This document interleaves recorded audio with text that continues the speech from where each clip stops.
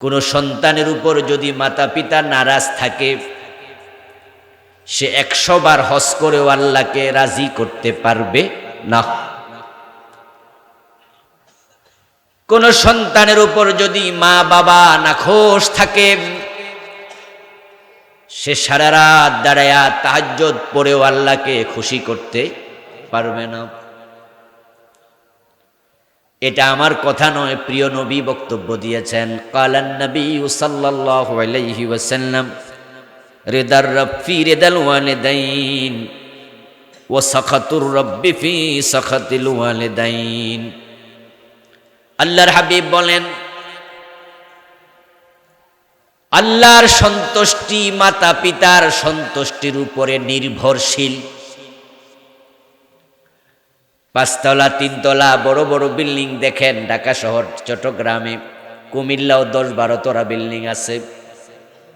এখন গ্রামে গঞ্জ 2-3 তলা বিল্ডিং পাওয়া যায়।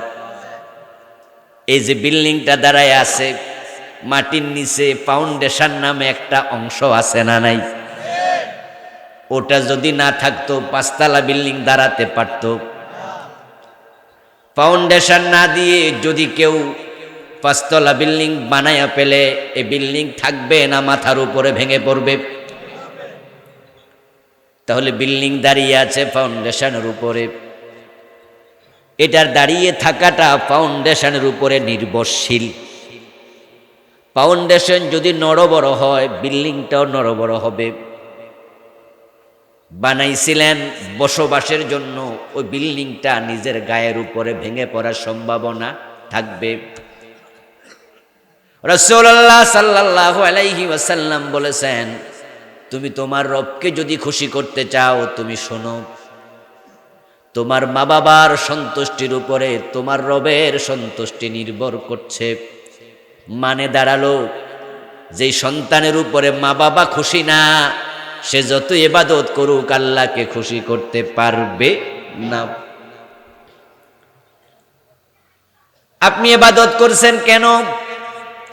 উত্তর শুধু একটা, আল্লাহর জান্নাত পেতে চাই।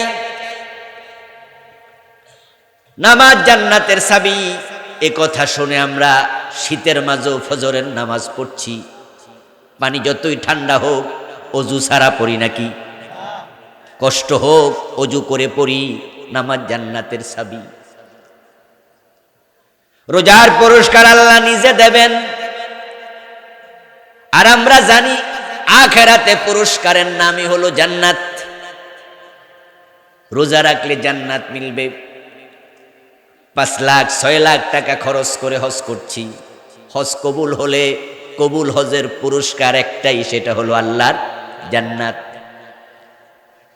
জান্নাতের জন্য চৈত্র মাসে রোজা রাখেন, 5 লাখ টাকা খরচ করে হজ করেন, প্রচন্ড শীতের মাঝে নামাজ পড়েন, সবগুলার উদ্দেশ্য জান্নাত।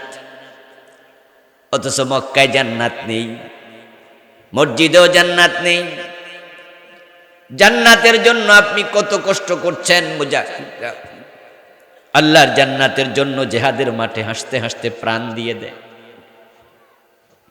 এখন ওই জান্নাতটা কোথায়? প্রিয় নবী বলছেন, আল জান্নাতু তাহাতা আকদামিল উম্মাহাত। ও আল্লাহর বান্দা, তুমি জান্নাত খুঁজছো এখানে সেখানে, অথচ জান্নাত আছে তোমার পায়ের, মায়ের পায়ের নিচে।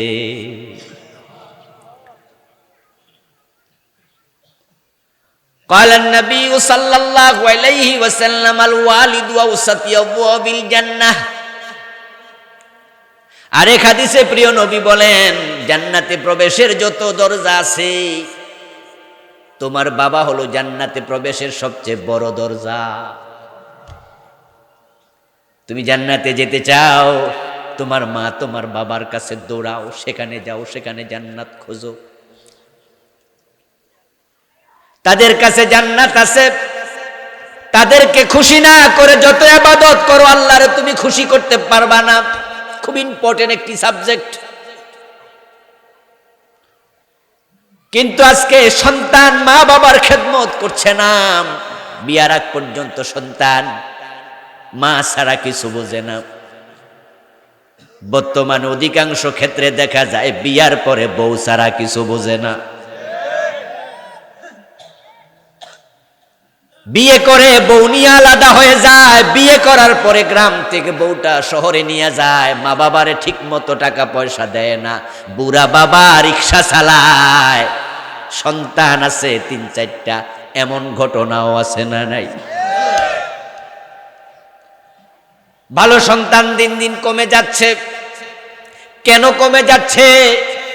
এজন্য পিতা মাতারও কিছু দায়িত্ব আছে কিনা এ বিষয়ে আমরা সার্বিক আলোচনা আজকে করতে চাই। বিষয় যেহেতু দেয়া হয়েছে, শুনতে রাজি আছেন তো ইনশাআল্লাহ? কারণ আজকে তোমরা যারা যুবক, আমার প্রিয় যুবক ভাই শোনো, তুমি আজকে সন্তান, আজকে তুমি যুবক, কালকে তুমি বাবা হবে। ও আমার যুবতী বোন, তুমি আজকে বউ, কালকে তুমি শাশুড়ি হবে। কুরআন মাজিদ আল্লাহ তাআলা বলেছেন, তিলকাল আইয়ামু নুদাবিলুহা বাইনান নাস, আমি দিনগুলো মানুষের মাঝে আবর্তন করি, ঘুরাই। আজকে দাড়ি কাঁচা, কালকে হবে পাকা। তুমি আজকে ছেলে, কালকে তুমি হবে বাবা। তোমার বাবার সাথে আজকে, তোমার মায়ের সাথে আজকে যে আচরণ করছো, তুমি বাবা হলে তোমার সন্তান তোমাকে সেটাই ফিরাইয়া দেবে। আজকে বউ হইয়া তুমি তোমার শাশুড়ির সাথে বোন যে আচরণ করছো, তুমি যখন শাশুড়ি হইবা, তোমার পুত্রবধূ তোমার সাথে একই আচরণ করবে। তুমি জান্নাত পেতে চাও, তোমার কি কাজ করা উচিত? তাই যুবক, তুমি ভালো করে শোনো, তোমার মা বাবার প্রতি তোমার দায়িত্ব কেমন? আর যারা আজকে মা বাবা চোখের পানি ছেড়ে দিয়ে কাঁদেন, আমার পোলাটা মানুষ হইল না, মানুষের কাছে অভিযোগ করেন, আমার পুত আমার খবর নেয় না, মানুষের কাছে বলছেন আমার সন্তানটা বউয়ের কথা শুনে চলে। ও আমার প্রিয় ভাই, আপনার সন্তানটা অমানুষ, কিন্তু যখন সে জন্ম নিয়েছে তখন তো মানুষ হয়ে জন্ম নেয় নাই। যে যুবক আজকে মদের বোতল হাতে নেয়, জন্মের পরে তো সে মদ খাওয়া শিখে নাই। যারা আজকে জুয়ার আড্ডায় বসে আছে, জুয়ারি হইয়া একটা মানুষও জন্ম নেয় নাই। আজকে যত যুবক চুরি করে, ডাকাতি করে, রাহাজানি করে, চিন্তাই করে, খারাপ হিসাবে একটাও জন্ম নেয় নাই। খারাপ হলো কেন? খারাপ হওয়ার পিছনে মা বাবার গাফলতি দায়ী।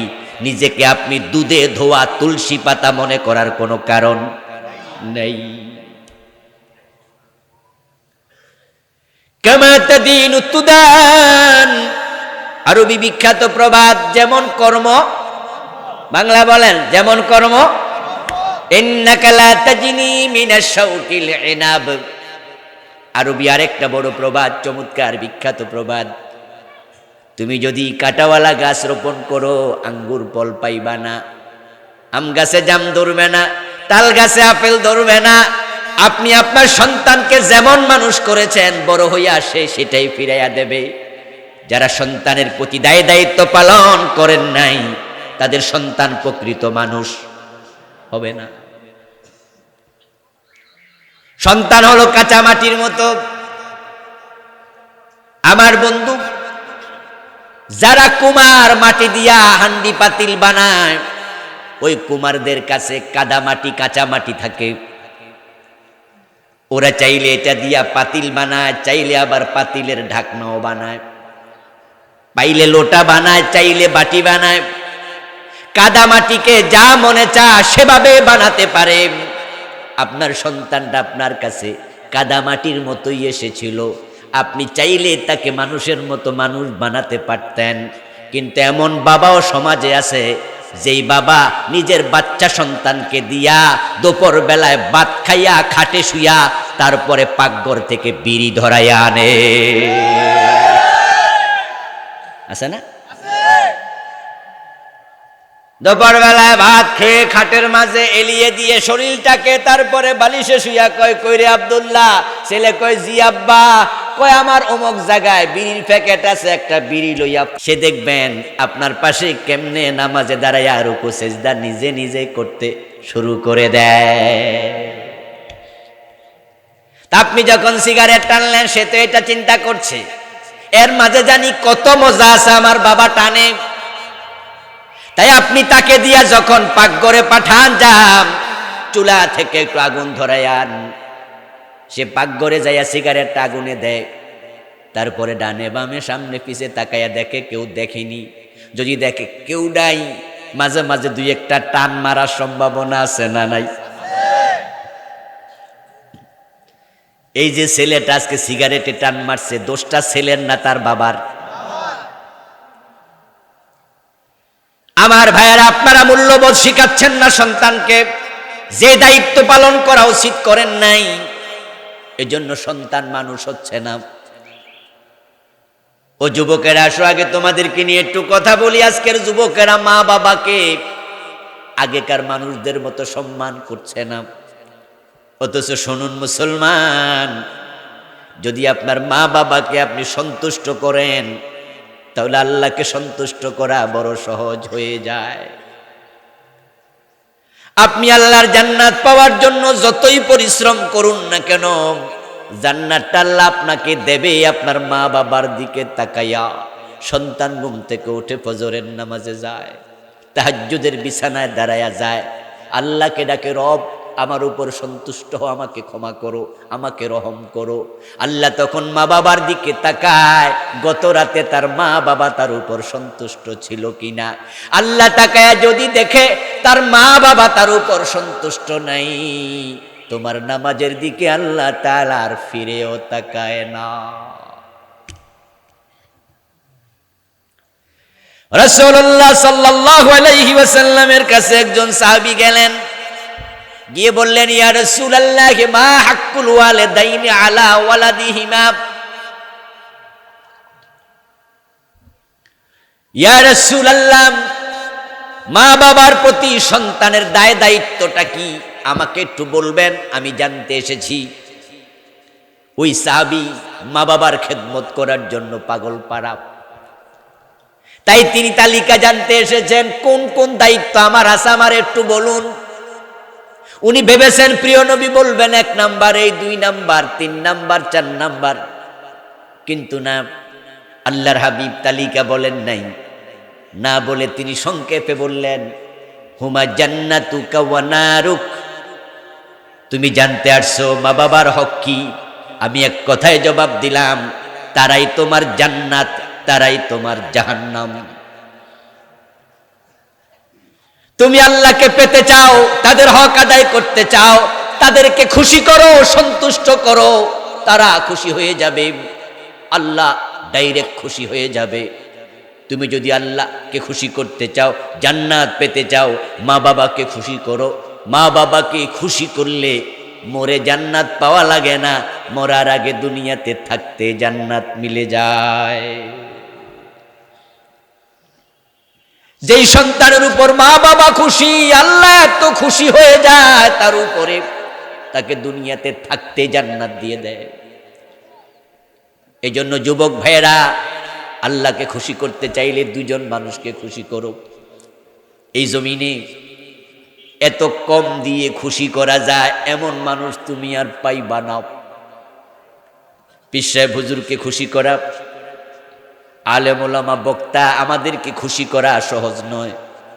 পীর সাহেবকে তুমি 1 লাখ টাকা হাদিয়া দিয়েছ, 1000 টাকার ভান্ডিল, 100টা নোট একবারে ব্যাংক থেকে তুলে এনে দাও, আর মনে মনে ভাবছো আজকে হুজুর এত খুশি, দোয়া দেবে বুক ভরে, মন ভরে।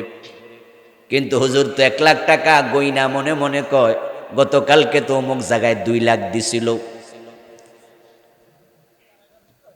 এখন হুজুরের দোয়া গতকালকে যা ছিল আজকে কি এসে বাড়বে না অর্ধেকটা কমবে?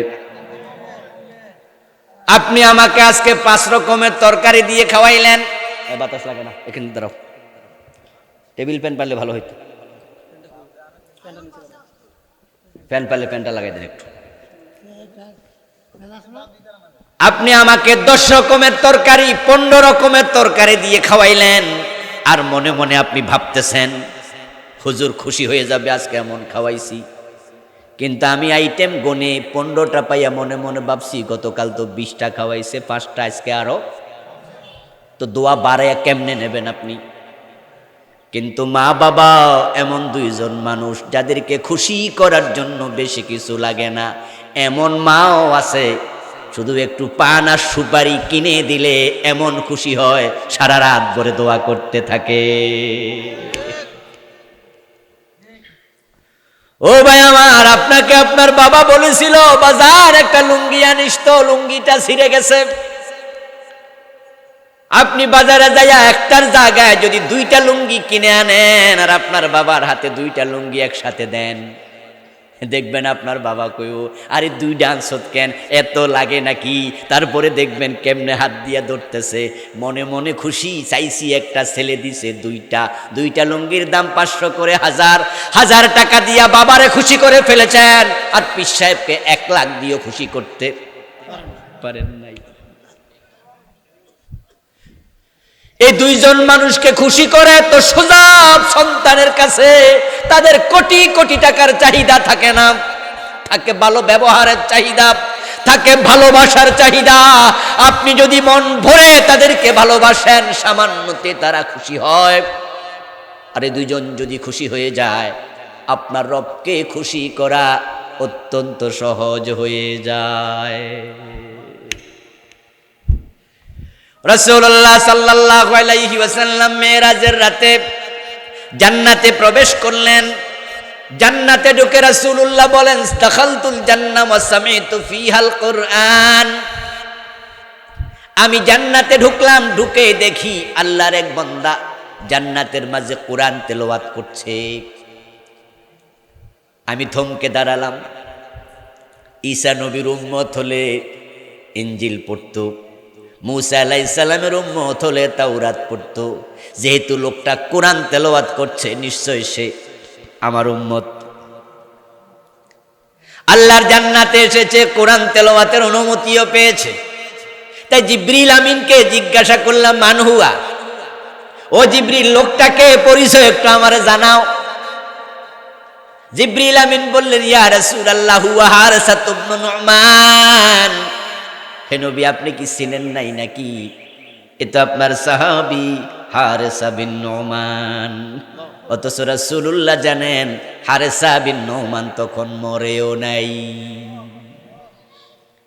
উনি দুনিয়া আছেন, জীবিত মানুষ।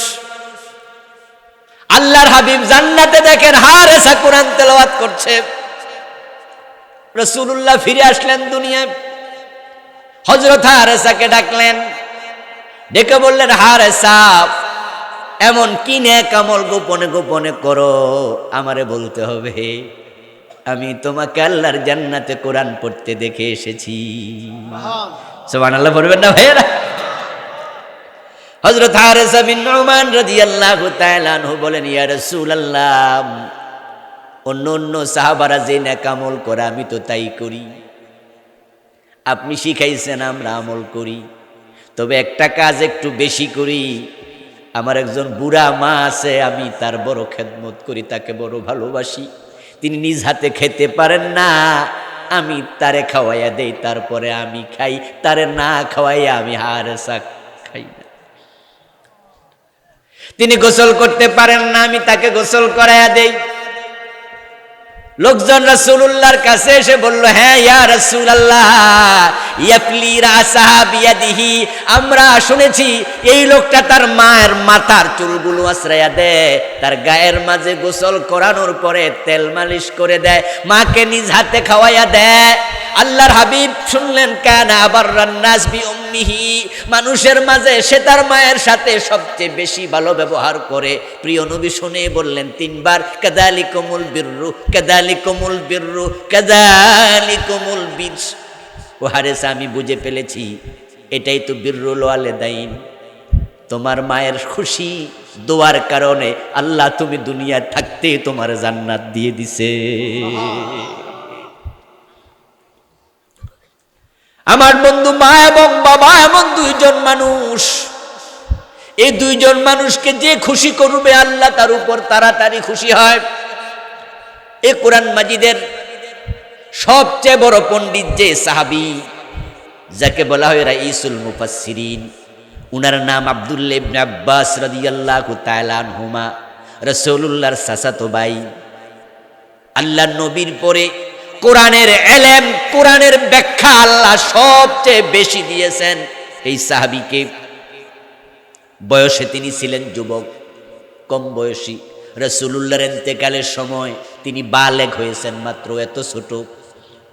কিন্তু হযরত আবু বকর, হযরত ওমরের মতো বড় মাপের সাহাবী, কোরআন মাজিদের কোন আয়াত যদি বুঝতে কষ্ট হতো, ইবনে আব্বাসকে ডেকে তাফসীর জিজ্ঞাসা করে শিখতো।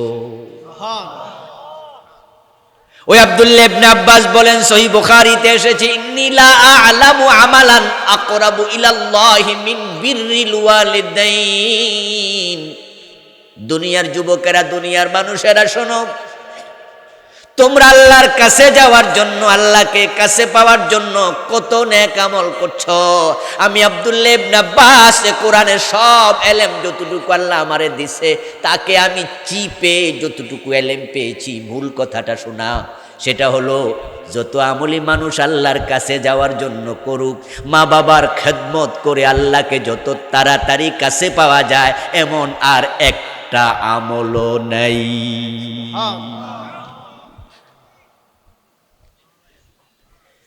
তোমার জান, সাদাকা, নামাজ, রোজা, জিহাদ, শাহাদাত সবগুলোর পিছনে মা বাবা থাকবে। উনাদের সন্তুষ্টি আগে আনো। উনাদেরকে সন্তুষ্ট করে আল্লাহকে যত তাড়াতাড়ি কাছে পাওয়া যায়, এমন আমল আর একটাও নাই। ইন্নী লা আ'লামু আমালা, আমি একটা আমলের খবরও আর জানি না। আমার বন্ধু, এই মা এবং বাবা, এ দুইজন মানুষের হক আমাদের উপরে এত বেশি, এত বেশি। যদি সম্ভব হতো গায়ের চামড়াটা ছিলে স্যান্ডেল বানাইয়া মায়ের পায়ের তলায় দিতেন, বাবার পায়ের তলায় দিতেন, তাহলেও তাদের হক আদায় করা সম্ভব না। রাসূলুল্লাহ সাল্লাল্লাহু আলাইহি ওয়াসাল্লামের সাহাবী আব্দুল্লাহ ইবনে ওমর রাদিয়াল্লাহু তাআলা আনহু কাবা তাওয়াফ করছেন। এই অবস্থায় দেখলেন, হঠাৎ করে চোখ পড়ল আল্লাহর এক বান্দার প্রতি, যে আল্লাহর বান্দা তার মাকে কাঁধে নিয়ে কাবা তাওয়াফ করছে। আব্দুল্লাহ ইবনে ওমর বিস্ময়কর নজরে তার দিকে তাকালেন। লোকটাও দেখল, আব্দুল্লাহ ইবনে ওমরের পরিচয় জানলো, রাসূলের সাহাবী হযরত ওমরের ছেলে আব্দুল্লাহ, অনেক বড় মাপের হাস্তি, পণ্ডিত। তাওয়াফ শেষ করে উনার কাছে গেলেন, গিয়ে বলতেছেন, আল্লাহ রাসূলের সাহাবী, এই হলো আমার মা, আমার বাড়ি হলো ইয়ামান। আমার মায়ের শখ হয়েছে মা হজ করবে, কিন্তু মা ওটের পিঠে বসে থাকতে পারে না, দুর্বল হয়ে গেছে। আমার মায়ের শখ পূরণের জন্য আমি মাকে কাঁধে নিয়ে ইয়ামান থেকে এসেছি। মিনায় গেলাম, মুজদালেফায় গেলাম, আরাফায় গেলাম, সাফা মারওয়া সাই করলাম। আমার মাকে হজের সব কর্ম কাঁধে নিয়ে আমি সম্পাদন করাইয়া এখন আমি বিদায় হজের তাওয়াফ করছি। আমার তাওয়াফ শেষ, আমি দেশে ফিরে যাব। আতারানি জাযাইতুহা ক্বালা লা ওয়ালা বিজাফরাতিন ওয়াহিদা। এখন আপনার কাছে আমি জিজ্ঞাসা করছি, মায়ের যত হক আছে আমি হক আদায় করতে পেরেছি কিনা? আব্দুল্লাহ ইবনে ওমর জবাব দেয়, নাম। তোমাকে প্রসব করার সময় মা যে একটা বড় নিঃশ্বাস ফেলেছে কষ্ট পাইয়া, যে নিঃশ্বাসগুলো ফেলেছে তার একটা নিঃশ্বাসের হক এখনো আদায় হয় নেই। মা বাবা এমন দুজন মানুষ যাদের মনে কষ্ট দিলে সব ছারখার হয়ে যায়, সব শেষ। মা এবং বাবা তোমার উপর না খোশ, তোমার সব শেষ।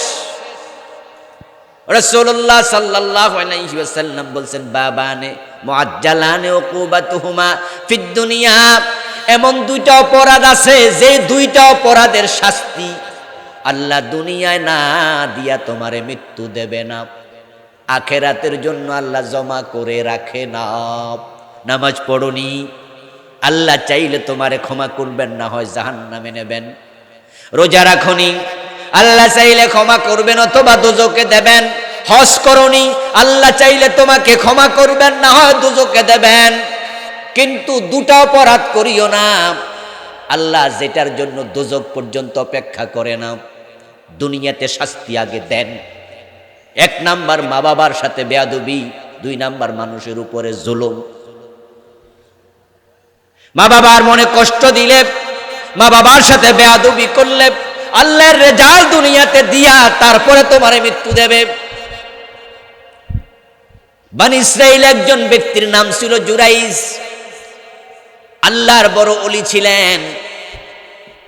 উনি ইবাদত করার জন্য আলাদা একটা ইবাদত গাহ বানিয়েছেন। আমাদের বাড়ির পাশে অনেকে পাঞ্জাগানা মসজিদ বানায় না, জুমা মসজিদ একটু দূরে, তাই বাড়ির পাশে একটা ছোট পাঞ্জাগানা মসজিদ বানায়। একান্তে ইবাদত করার জন্য জুরাইজ নামক আল্লাহর বান্দা বাড়ির পাশে একটি ইবাদত খানা বানাইছে। ওখানে নামাজ পড়তেন, ইবাদতে লিপ্ত থাকতেন। একদিন ওই ইবাদত খানার ঘরের দরজাটা সিটকানি মাইরা তিনি নামাজের মাঝে দাঁড়ালেন। সহিহ বুখারীর হাদিস। উনি নামাজ পড়া অবস্থায় মা এসেছে। মা এসে পিছন দিয়া ডাকে ঘরের বাহির থেকে, জুরাইজ কথা শোন বাবা, দরজা খোল।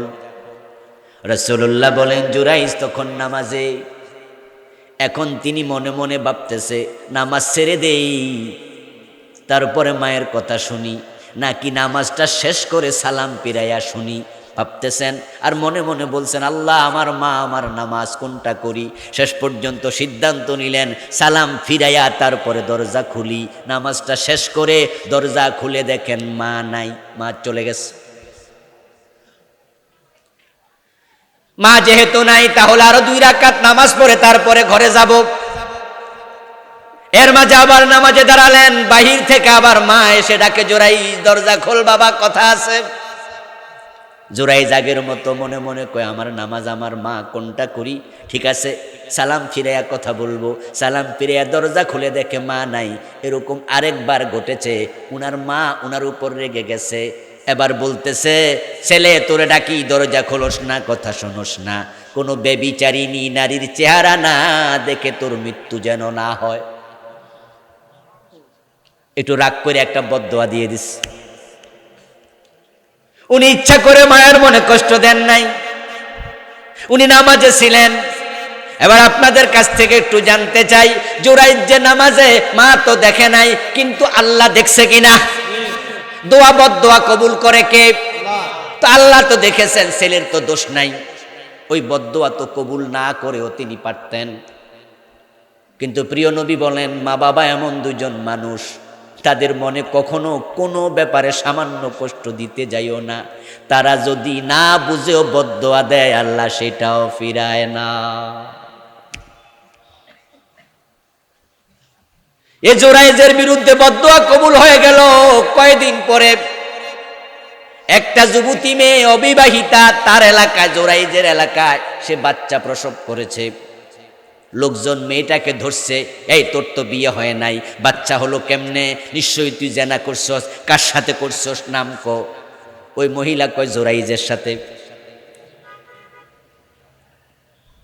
লোকজন বলতেছে, বলে কি রে, এই বেটা তুই পাগড়ি মাথায় দিয়া হাঁটে, টুপি মাথায় দিয়া চলে, দাঁড়িয়েও আছে, ভিতরে ভিতরে বুঝি এই কাম করে। হুজুরের দোষ পাইলে এই দোষটাকে একটু টাইনা লম্বা কইরা কয়, এমন কিছু মুসল্লিও আছে না নাই? এমনি সামনে হুজুর হুজুর করে, চান্স পাইলে একবারে। সব যুগে এমন কিছু লোক ছিল, বর্তমানেও আসে, অতীতেও ছিল, ঠিক কিনা? আলেম ওলামাদের দোষ গোপন করা উচিত, কারণ আলেমরা হচ্ছে ইসলামের নেতা, ইসলামের লিডার। আলেমরা মানুষ, তাদেরও দোষ হতে পারে। আলেমদের বদনামি হলে ইসলামের বদনামি হয়ে যায়। এই জন্য ইসলামের স্বার্থে আলেমদের বদনামি কম করবেন, আরো লুকাইয়া রাখবেন, তাদেরকে পার্সোনাল সংশোধন করবেন।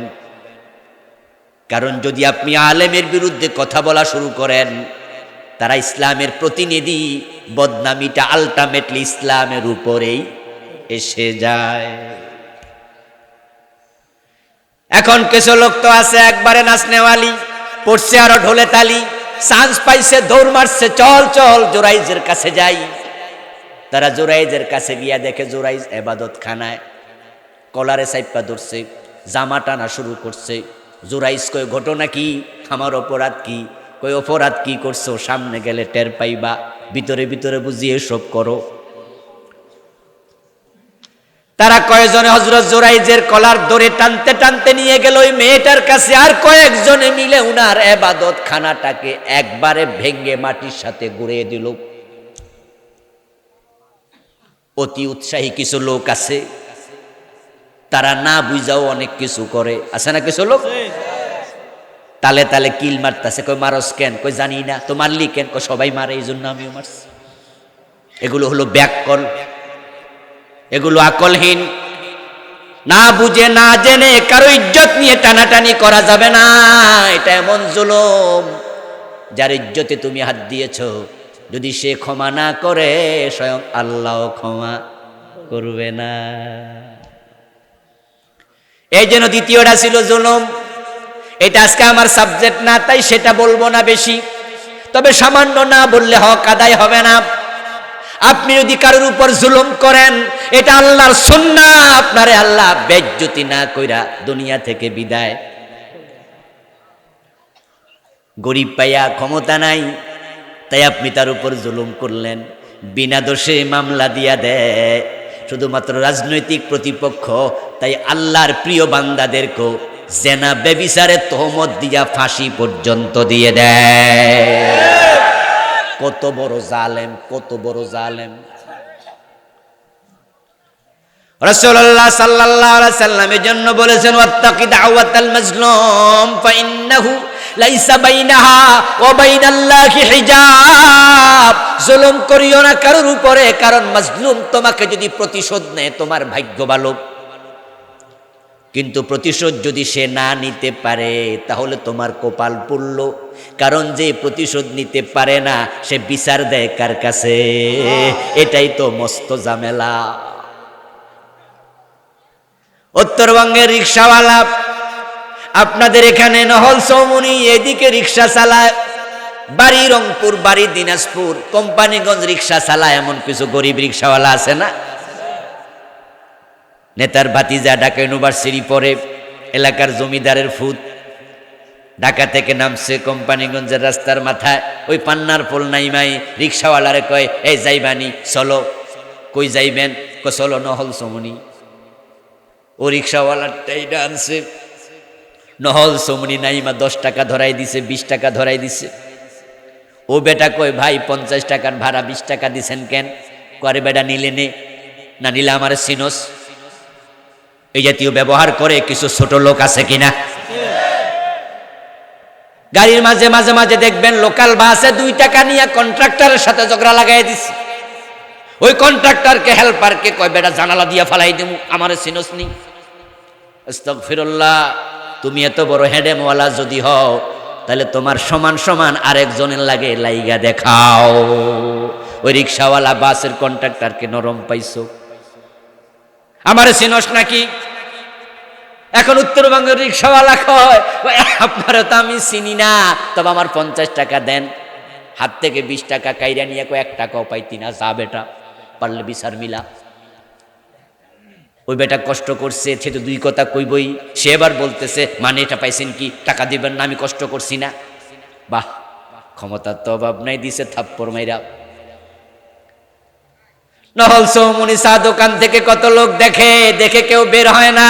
রিক্সাওয়ালা থাপ্পড় খায়া বোঝে, মানুষ তাকায়া তাকায়া দেখে, আমারে বাঁচাইতে কেউ আসে না। বুঝেছি এই ছেলেটা মনে হয় এলাকার মাস্তান হবে, মাস্তানের হাসতো ভাই, খালতো ভাই, অনেক ক্ষমতাওয়ালা লোক, হয়তো কথা বাড়াইয়া আরো থাপ্পড় খাইয়া লাভ কি? আস্তে করে রিক্সাওয়ালা মাথাটা নিচু করে, হাতলে হাত দিয়া, পেডেলে পা দিয়া আস্তে করে চলে যায়। যাওয়ার সময় মনে মনে কয়, আল্লাহ গরিব বানাইলা কেন? ওই বাচ্চা কাচ্চার জন্য পেটের তাকিদে এসেছি। কোথায়? রংপুর থেকে মুরাদনগরে। রিক্সা চালাইয়া উল্টা থাপ্পড় খাই, তারে ফিরাইয়া থাপ্পড় দেওয়ার ক্ষমতা আমার নাই। তা মামলাটা তোমার কাছে দিলাম, বিচারটা তুমি করিও। রিকশাওয়ালাকে থাপ্পড় দিয়েছিলেন, সে যদি আপনার একটা থাপ্পড় দিত ফিরাইয়া, আপনার কপালটা ভালো ছিল, মামলাটা আর আসল জায়গায় যাইতো না। কিন্তু যারা মাজলুম হয় তারা নিরীহ হয়, অনেক মাজলুমে ফিরাইয়া দিতে পারে না। এই জন্য দেখা যায় বিনা দোষে 10টা 12টা 15টা মামলার আসামি হইয়া বাড়ি ঘরে ঘুমাতে পারে না। ওই আল্লাহর বান্দারা তোকে ফিরে দেয় না, তবে বিচারটা আল্লাহর কাছে দিয়া দেয়। জালেম, তুই জেনে রাখ, মাজলুমের প্রতি ফোঁটা চোখের পানি তোর উপর আল্লাহর গজব হইয়া বর্ষিত হবে। قال النبي صلى الله عليه وسلم دعوة المظلوم مقبولة وإن كان فاجرا وفجوره على نفسه। যে ব্যক্তি মাজলুম, তুমি যার উপর জুলুম করেছো, সে যদি বেনামাজি হয়, সে যদি চোর ডাকাত হয়, সে যদি একবারে কাফের ফাজের হয়, তুমি জুলুম করছো, সে মাজলুম। আল্লাহ মাজলুমের বদদোয়া কবুল করে, সে কাফের হলেও। এখন আল্লাহর কাছে বদদোয়ার পদে আর পরে রিকশাওয়ালা বলছে, আল্লাহ বিচারটা তুমি করিও। ও মিয়া, আমি আপনাকে বলছি, ও নেতার ভাতিজা, তুমি 5 কেজি ওজনের থাপ্পড় রিকশাওয়ালার গালে দিছ, সে তোমারে ফিরাইয়া দিতে পারে নাই। মামলা যখন আল্লাহর দরবারে চলে গেছে, ওই মামলা যদি আল্লাহ নেয়ার পরে সিদ্ধান্ত নেয় তোমার এই গালের মাঝে 20 কেজি ওজনের থাপ্পড় ফিরাইয়া দেবে। এবার একটু আওয়াজ দিয়ে বলুন তো, আল্লাহর ক্ষমতা আছে না নাই? তাই জুলুম করবেন না কারোর উপর, জুলুম করলে আপনার উপায় নাই। জোরাইজের মায়ের বদদোয়া কবুল হয়ে গেল, লোকজন টেনে নিয়ে গেল জোরাইজকে ওই মহিলার সামনে। মহিলা বাচ্চা কোলে নিয়ে বসে আছে। মহিলাকে জিজ্ঞাসা করলো, ও মহিলা, তুমি যে জোরাইজের বিরুদ্ধে বললা সে তোমার সাথে জেনা করছে, আমরা তারে ধরে আনছি, এই নাকি সে? মহিলা বলে, হ্যাঁ। খামখেয়ালি করে একটা ভালো মানুষের ফাঁসাইয়া দিল। জোরাইজ তো আশ্চর্য। জোরাইজ বলে, মহিলা বলে কি, ঠিক আছে, তোমরা আমাকে 2 রাকাত নফল নামাজ পড়ার সুযোগ দেবে নাকি? লোকজন বলল, পয়রা নেও, এরপরে মায়ের যা আছে দিমু। উনি 2 রাকাত নামাজে দাঁড়ায় সেজদায় গিয়ে বলে, আল্লাহ, ইজ্জতের মালিক তুমি, আমার ইজ্জত তুমি হেফাজত করো। আমি জানি না এই মেয়েটি কেন আমার বিরুদ্ধে অভিযোগ করলো, অথচ আমি তার সাথে কোনো ব্যভিচার অনাচার কিছুই করি নাই, আমি তো এসবের ধারে কাছে নাই। সালাম ফিরানোর সাথে সাথে ওই মহিলার কোলের ছোট বাচ্চাটা কথা বলতে শুরু করে দিল। আওয়াজ দিয়ে বলেন সুবহানাল্লাহ। সহিহ বুখারীর হাদিস, প্রিয় নবী বলেন, ওই বাচ্চার মুখ থেকে কথা বেরিয়ে গেল। ছোট বাচ্চা বলতেছে, আমার বাবা জোরাইজ নয়, আমার বাবা হলো অমুক রাখাল। এখন তো সবাই আশ্চর্য, কিরে, এই 1 দিন 2 দিন বয়সের বাচ্চা কথা কয় কেমনে? বাচ্চারে কো, বাচ্চা আবার ক। বাচ্চা তো আর কয় না, একবারই কইছে। সবাই যাইয়া রাখালকে ধরে আনলো। রাখালকে বললো, ঘটনা কি? ওই বাচ্চাতে তোর নাম কয়, তুই বুঝি জেনা করছ? এবার রাখাল স্বীকার করছে, হ্যাঁ, এই মেয়ের সাথে এই জেনা করছে। এবার জোরাইজকে সবাই তো মাপসায় হাতে ধরে, পায়ে ধরে। তারপরে লোকজন বলে, আপনাকে আমরা স্বর্ণ রৌপ্য দিয়ে নেবাদতখানা বানিয়ে দিতে চাই, অনুমতি দিন। জোরাইজ বলল, দরকার নাই, যা ছিল তাই বানিয়ে দাও। রাসূলুল্লাহ বুঝাইলেন, জোরাইজ আজকে মায়ের বদদোয়ার কারণে ওই বেবিচারী নারীর চেহারা দেখছে, তাহলে বোঝা যায় মা যদি না বুঝেও বদদোয়া দেয়, বাবা যদি না বুঝেও বদদোয়া দেয়, বদদোয়া কবুল হয়ে যায়। বউয়ের কথা শুনে মায়ের সাথে কথা বলে না, 2 মাস 6 মাস চলে যায়, মাকে একটু ফোন দিয়ে খবর নেয় না। এমন জালেম ছেলেও আছে না নাই? আরে তুমি কেমনে মায়ের সাথে কথা বলো না? তোমার মা যদি মাত্র 24 ঘন্টা তোমার খবর না নিত, তুমি প্রস্রাব পায়খানায় পড়ে থাকতা, নিউমোনিয়া হয়ে তুমি মরা লাগতো। তুমি তো সেই মায়ের সাথে বিদ্রোহ করেছ, রাগ করে আছো, মুখ বাঁকিয়ে আছো, কথা বলো না। যেই মা তোমার লইয়া যখন একসাথে ঘুমাইছে, একটা হাত তোমার পিঠ বরাবর মাঝ বরাবর রাখছে, মানিয়ে ধাক্কা ধাক্কি করে এই ঘরে 10 দিন, ওই ঘরে 10 দিন, ওই ঘরে 10 দিন, এরকম করে ধাক্কা মারে। 9 দিন যাওয়ার পরে মা বাবারে সিগন্যাল দেয়, ঠিক না, যে মা কালকে কিন্তু খানা শেষ, আমরার ঘরে শেষ। সন্তান যখন মা বাবার এই কথা বলে, মা তোমার খানা কালকে শেষ, তখন মায়ের বারবার সে তোমার ছোট্ট বয়সের ইতিহাস মনে পড়ে যায়। তোরে প্রসব করার সময় কত কষ্ট করেছি, এই কষ্টের ভাগ আমি কারোরে দেই নাই, আর তুই আজকে আমারে নিয়ে ভাগাভাগি করছিস। তোরে 9 মাস 10 দিন পেটে নিয়েছি, কষ্টের ভাগ কাউকে দেই নাই, একা বহন করেছি তোকে পেটে। 2-2.5 বছর তোরে দুধ খাওয়াইছি একা, কষ্টের ভাগ কাউকে দেই নাই। 3 বছর, 3.5, 4 বছর, 5 বছর পর্যন্ত প্রস্রাব পায়খানা করে পরিষ্কার হতে জানতি না, একা ডান হাতে বাম হাতে তোর পায়খানা পরিষ্কার করেছি, কাউকে ভাগ দেই নাই। আর আজকে তুই 9 নম্বর দিন আমারে সিগন্যাল দেস, মা তোমার খানা শেষ। তোমার মা তোমার বাবা তোমার বাড়িতে লজিং থাকে না যে তুমি ভাগাভাগি করবা। 2 ঘরে বাচ্চা পড়ায়, তাই 15 দিন করে ভাগ করেছে। লজিং মাস্টারের মতো মা বাবাকে নিয়ে আচরণ করছো, তা করবে না। মা বাবাকে নিয়ে টানাটানি হবে, ঠেলাঠেলি হবে না। 3 ভাই আসো, 3 ভাইয়ে 10 দিন করে খাওয়াতে চাইবা, এটা স্বাভাবিক। কিন্তু বড় ভাই তোমাকে আমি বলছি, তুমি শোনো, তুমি পরিবারের বড়, তুমি তোমার মা তোমার বাবা 2 জনকে বলে দাও, আমার ঘরের দরজা 30 দিন আপনাদের জন্য খোলা। ও যুবক, তোমাকে বলছি, তুমি দ্বিতীয় ভাই, তুমিও বলে দাও মা বাবাকে 30 দিন আমার দরজাও খোলা। ও ছোট ভাই, তোমাকে বলছি, তুমিও বলে দাও 30 দিন আমার দরজাও খোলা। তখন মা বাবাকে নিয়ে ঠেলাঠেলি হবে না, টানাটানি হবে। সবাই বলবে আমার ঘরে, আমার ঘরে, আমার ঘরে। তখন মা বাবার কলিজা এত বড় থাকবে। কিন্তু আজকে ধাক্কা ধাক্কি করছে, মা বাবা তাদের জীবনটাকে বুড়া বেলায় নিজের কাছে বোঝা মনে করছে। এখন সন্তানরা এমন আচরণ কেন করে? আজকে এমন সন্তান কেন হয়? এর কারণ ইসলাম যে দায়িত্বগুলো আমাদের দিয়েছিল, অনেক মা বাবা সে দায়িত্ব পালন করা দূরের কথা, ইসলাম কি দায়িত্ব দিয়েছে সন্তান প্রতিপালনে সে দায়িত্বগুলা জানেও না।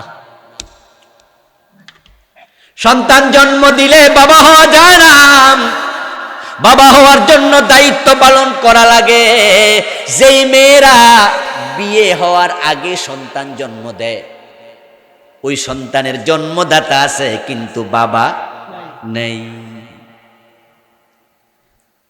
হ্যাঁ, বাবার খবর নাই। যে সমস্ত মেয়েরা টাকা দিলে ইজ্জত দেয়, 2 জন 3 জন 5 জন 10 জন পুরুষের সাথে বিছনায় গিয়েছে, ওটারও তো পেটে বাচ্চা আসে না? তো বাপ কেডা? তো বাপ তো জানি না। জন্মদাতা আছে, বাপ হওয়া সোজা নয়। বাপ হওয়ার জন্য দায়িত্ব পালন করা লাগবে। ইসলাম আপনাকে কিছু দায়িত্ব দিয়েছে। এখন মা বাবার আসে দায়িত্বগুলোর ব্যাপারে এত অবহেলা করছে, দায়িত্ব না পালন করার কারণে আজকে ভালো সন্তান হচ্ছে না। আমার বন্ধু, আল্লাহ এবং রাসূল যে দায়িত্বগুলো আমাদেরকে দিয়েছে, ওই দায়িত্বগুলো নিয়ে আমি একটা বই লিখেছি। এই বইটার নাম দিয়েছি আমি ব্যক্তি ও পরিবার গঠনে ইসলাম। ব্যক্তি মানে আপনি।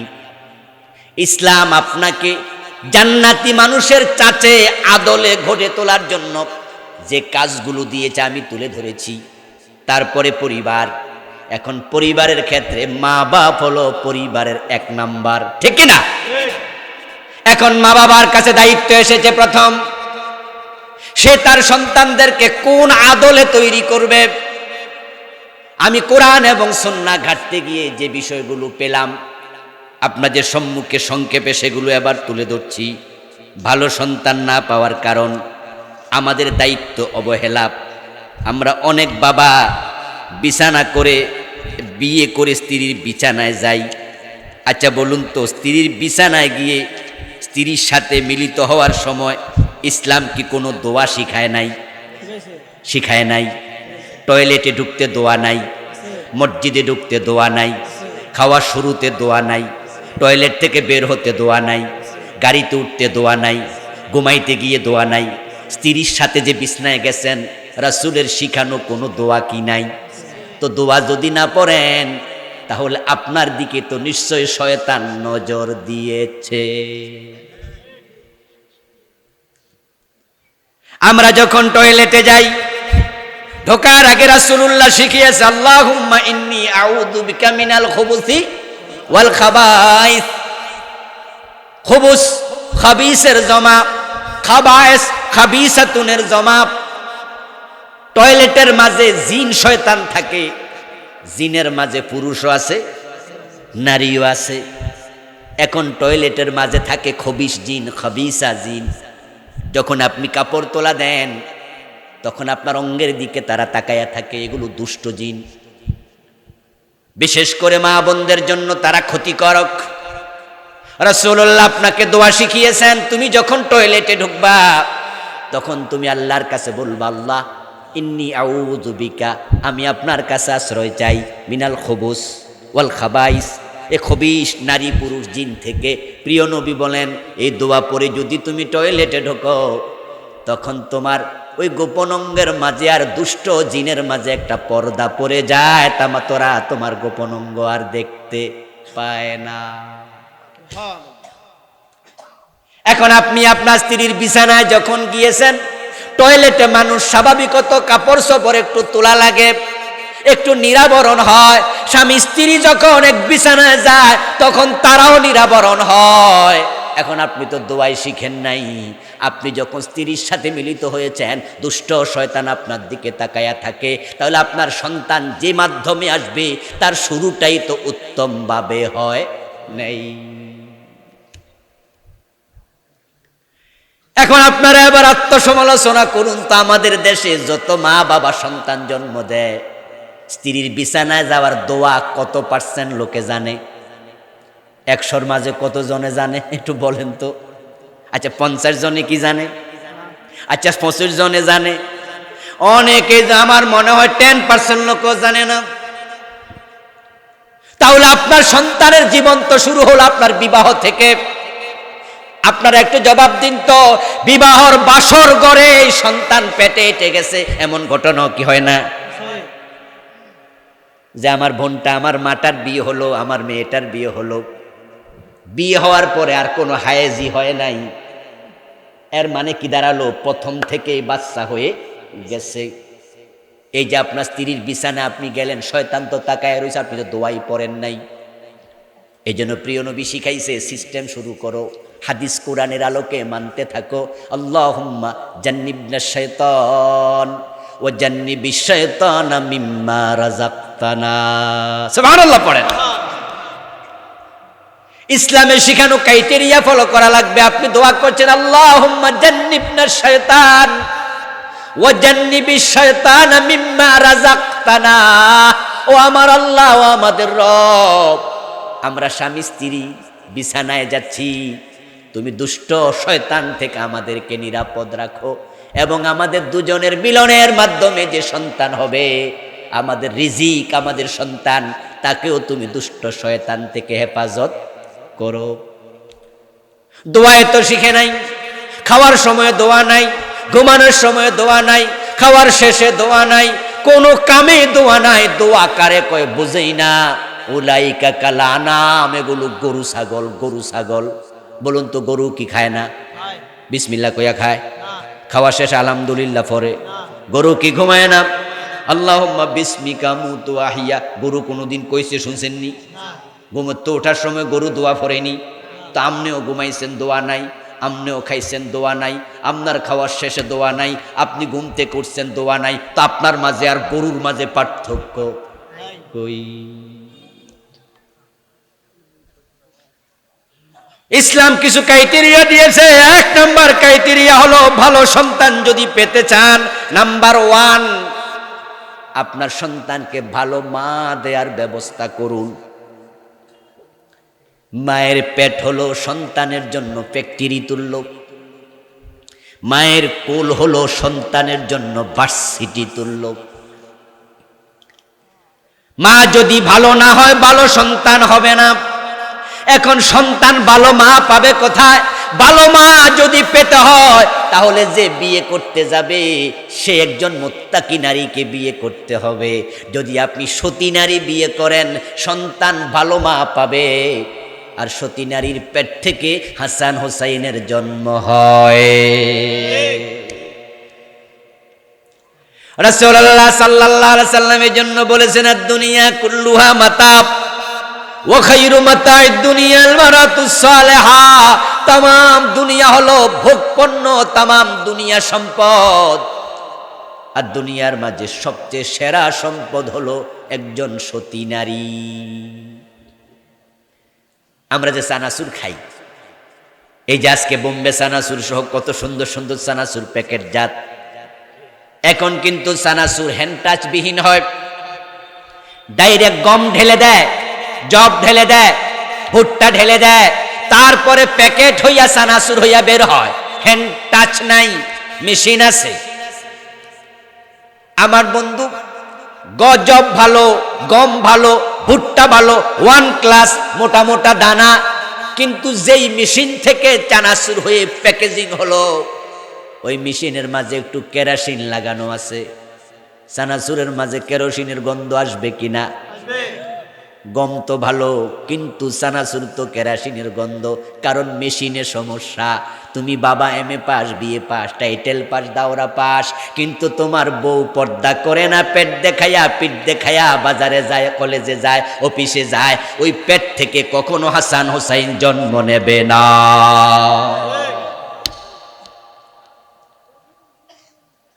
ও মা তুমি শোনো, যেই বুকের সৌন্দর্য পরপুরুষকে তুমি দেখাও, ওই বুকের দুধ খাইয়া ভালো সন্তান হবে না। বৈশাখী শাড়ি পরে নাবির নিচে, তারপরে মেলায় যায়, রাস্তায় ঘরে, বাবা বৈশাখী শাড়ি মেয়েটাকে কিনে দেয়। স্কুল কলেজে গিয়েছে সেলোয়ার কামিজ পরে, যতই টাইট ফিট হোক না কেন সেলোয়ার কামিজ, কোনো পুরুষ নাবি দেখেনি, পিঠ দেখেনি, পেট দেখেনি, কিন্তু আপনার মেয়েটাকে আপনি বৈশাখে শাড়ি কিনে দিয়েছেন, নাবির নিচে শাড়ি পরে রাস্তায় গিয়েছে। কত পুরুষ নাবির সৌন্দর্য দেখেছে, পেটের সৌন্দর্য দেখেছে, এমন থিনথিনে পাতলা কাপড় পরে গায়ের পশম পর্যন্ত দেখা যায়। শোনো মা তুমি শোনো, তোমার বুকের নিচ থেকে নাবির আটাঙ্গুল নিচ পর্যন্ত এই এক হাত জায়গা এত দামি, এই দামি জায়গাতে মানুষ জন্ম হয়। যদি তোমার নাবির সৌন্দর্য, পেটের সৌন্দর্য পরপুরুষ দেখে, ওই পেট থেকে কখনো সৎ সন্তান জন্ম নেবে না। এই জন্য বাবার এক নম্বর দায়িত্ব, ভালো মা দেবেন সন্তানকে, মানে মুত্তাকি মেয়ে বিয়ে করবেন। ওমরের জীবনে শুনেছেন, রাতের বেলায় দেখতে গেছে, পরিদর্শন করতে গেছে, প্রজার খবর কি, দেখেন ঘরের মাঝে মা মেয়ে গল্প করছে। হযরত ওমরের কানে আওয়াজ আসলো, মা মেয়েকে বলতেছে দুধে পানি দে। এ কাহিনী শুনছেন না? শোনা কথা। মেয়ে বলেছে মা দুধে পানি মিশানো নিষেধ, ওমর মানা করছে। মা জবাব দেয় এত রাতে ওমর তো আর দেখবে না, দিয়ে দে মা, দুধে পানি দে, একটু বেশি দুধ হবে, টাকা বেশি পাবো। মেয়ে জবাব দিয়েছিল, মা ওমর দেখে না, ওমরের আল্লাহ তো দেখে। হযরত ওমর রাদিয়াল্লাহু তাআলা আনহু চলে আসলেন, সকালবেলা লোক পাঠালেন, ওই মা মেয়েকে ডেকে নিয়ে আসো আমার রাজদরবারে। সকালবেলায় লোক গেল, ওই মেয়েটাকে, মহিলাকে, দুজনকে হাজির করলো। মহিলা তো কাঁপতে কাঁপতে এসেছে, কোন অপরাধ করেছে আল্লাহ জানে, ওমর তো মেজাজি মানুষ, কি যে বলে। কিন্তু হযরত ওমর ইস্তেকবাল দিয়ে বসাইয়া বললেন, আপনার মেয়েটাকে আমার পুত্রবধূ বানাতে চাই। গরিব মহিলা আশ্চর্য হয়ে বলেছিল, আপনার মতো লোক আমার মেয়েকে পুতের বউ বানাবেন, কিভাবে সম্ভব? হযরত ওমর বলল, গত রাতে তোমাদের কথোপকথন আমি শুনেছি। যে মেয়েটা আল্লাহকে এত ভয় পায়, এত মুত্তাকি, এটাই তো আমার পুত্রবধূ হওয়ার সবচেয়ে বড় যোগ্যতা। তারপরে মেয়েটাকে বিয়ে করেছিলেন হযরত ওমর তার ছেলেকে। ঐতিহাসিকগণ লিখেন, ইসলামের পঞ্চম খলিফার নাম ছিল ওমর ইবনে আব্দুল আজিজ। হযরত ওমর ইবনে আব্দুল আজিজ শ্রেষ্ঠ তাবী, ওই মহিলার পরবর্তী প্রজন্ম হযরত ওমরের বংশধর। সুবহানাল্লাহ।